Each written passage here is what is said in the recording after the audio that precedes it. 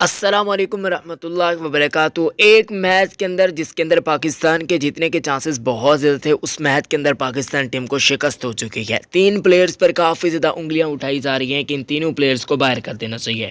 وہ کون سے تین پلیئرز ہیں میں آپ کو بتاؤں گا۔ شعیب اختر بھی ان پر تنقید کر چکے ہیں، میں آپ کو بھی بتاؤں گا، تو اس ویڈیو کو آخر تک ضرور دیکھیں۔ سب سے پہلے پاکستان ٹیم کے چاہنے والے یار وارم اپ میچ ہے، کچھ نہیں کہہ سکتے۔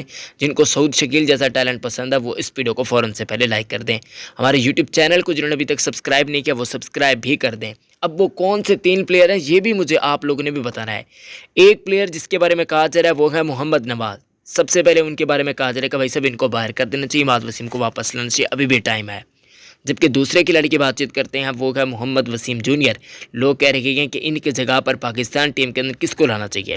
آپ لوگ بھی جانتے ہیں محمد عامر کے بارے میں لوگ کہہ رہے ہیں۔ جبکہ تیسرے کھلاڑی کی بات چیت کرتے ہیں تو وہ ہے امام الحق صاحب۔ امام الحق کے بارے میں بھی کہا جا رہا ہے کہ ان کو بھی باہر کر دینا چاہیے فوراً سے پہلے، اور ان کو ٹیم سے بھی ڈراپ کر دینا چاہیے۔ جبکہ کچھ لوگ کہہ رہے ہیں کہ فخر زمان کو باہر کر دینا چاہیے۔ اب آپ لوگوں نے پلیز مجھے کامنٹ سیکشن کے اندر بتانا ہے کس کو باہر کرنا چاہیے۔ باقی یار حسن علی کا پہلا میچ تھا، کچھ نہیں کہہ سکتے ان پر، لیکن آپ کو بتاتے چلیں کہ کچھ اچھی کارکردگی نہیں دیکھنے کو ملی۔ شاداب خان نے بولنگ نہیں کی، ایون پاکستان ٹیم کی کچھ خاص کارکردگی بھی نہیں دیکھنے کو ملی۔ اس ویڈیو کو لائک کریں، چینل کو سبسکرائب کریں۔ اللہ حافظ۔